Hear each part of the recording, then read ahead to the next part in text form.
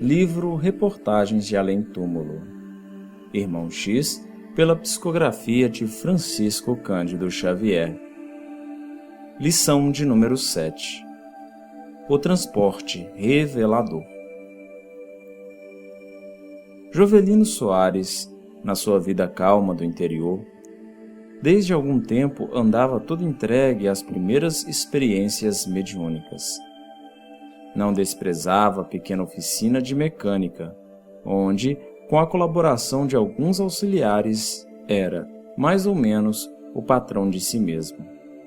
Entretanto, não se furtava às prosas longas com os amigos. Raro o cliente que, em trazendo máquinas a conserto, não lhe ouvisse extensas narrativas de casos pessoais. Andava impressionado, sobretudo, com os fenômenos de desdobramento. Colecionava apreciável bagagem literária nesse ramo dos conhecimentos espiritualistas. E lamentava que as suas faculdades incipientes lhe não proporcionassem os grandes voos. No entanto, dia e noite, procurava efetuar o tentame. Às vezes, enquanto os empregados iam e vinham à cata de chaves ou parafusos, lá estava Jovelino em concentrações reiteradas no aposento íntimo. Queria, a qualquer preço, realizar os transportes de grande envergadura. À noite, esquivava-se ao serviço humilde do bem, porque não se contentava em confortar um doente, aplicando-lhe fluidos curadores ou reconfortantes. Nem se conformava com o exame dos ensinamentos morais que as reuniões evangélicas ofereciam. Dava preferência a tentativas mais vastas. Não se haviam verificado importantes desdobramentos com sensitivos diversos? Os livros científicos estavam repletos de relatórios, nesse particular. Seus estudos e investigações prolongavam-se noite adentro. Por vezes, a esposa dedicada chamava-o a melhores raciocínios. Jovelino, não será mais razoável que te consagres ao trabalho profissional com assiduidade e devotamento? Chego a afligir-me por tua saúde. Creio que é muito justa a tua aspiração de maiores edificações espirituais. Contudo, suponho que deves metodizar os seus esforços nesse plano, sem descurar os deveres que condizem com a paz de nosso lar. O marido, com expressão quase rude nos olhos frios, murmurava com tédio: "Ora essa, que falta à nossa casa?" E concluía resmungando: "Como sempre acontece, não me podes compreender." A companheira voltava humilde, a novos argumentos, evidenciando enorme ternura. "Não me refiro às tuas experiências, no sentido de condená-las. Conheço o valor da espiritualidade e não me internaria em considerações descabidas. Não posso, porém, aprovar os excessos a que te vens entregando, desde algum tempo. Não nos falta pão à mesa, todavia, escasseia a nossa tranquilidade doméstica. Teus hábitos estão fundamentalmente alterados pelas demasiadas concentrações, sem qualquer observação de tempo ou conveniência." Jovelino, todavia, não a deixara terminar. "Ignoras acaso meus propósitos?" perguntou irritado. "Desconhecer os poderes do homem que se torna senhor dos dons superiores da natureza psíquica?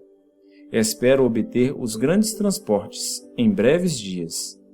E numa antevisão das experiências gloriosas, exclamava de olhos parados, fixos na imensidade azul que se podia divisar além da janela aberta: "Desdobrar-me, ver os céus ilimitados, conhecer a intimidade dos outros seres. Oh, que ventura poderá ser igualada a essa?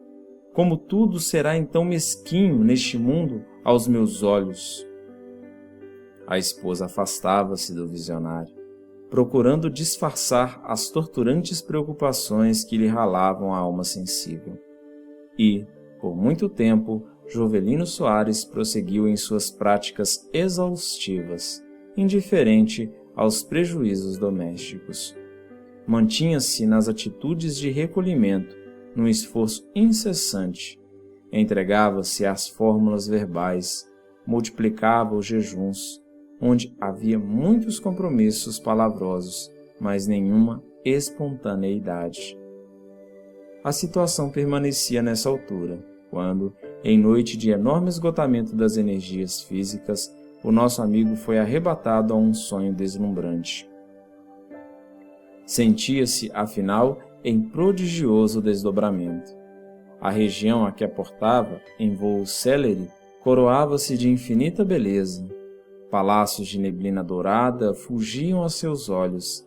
Extasiado, no cume de um monte adornado de luz, contemplava a cena, admirando a maravilha em humilde genuflexão. Leve ruído denunciou a presença de alguém que parecia procurá-lo com interesse. O generoso benfeitor espiritual, que se adiantava, mostrou-lhe um sorriso bondoso e interrogou com doçura fraternal: Jovelino, a caridade augusta do Cristo permitiu que viesse até aqui e estou pronto a atender-te. Que desejas do Senhor com um impulso tão forte? Sentindo-se vitorioso, o interpelado redarguiu: Valoroso emissário, desejo receber os dons do desdobramento espiritual lá no mundo. O mensageiro tomou uma atitude benevolente e esclareceu: Mas já fizeste as experiências que a terra te oferece nesse sentido? És um espírito desdobrado nas obrigações diversas? Podes ser pai, filho, irmão, amigo, servo ou mordomo ao mesmo tempo, sem inclinações prejudiciais, sabendo amar, corrigir, orientar, administrar, obedecer ou servir simultaneamente? Jovelino experimentou um choque intraduzível. Entendeu, de relance, a complexidade dos deveres que lhe eram exigidos e obtemperou. Conheço, porém, pessoas que se desdobram sem tão grandes preocupações. Em geral, respondeu-lhe o emissário com solicitude, nem todos os frutos são colhidos na época adequada e, quase sempre, os frutos verdes são presa de crianças que os inutilizam desastradamente.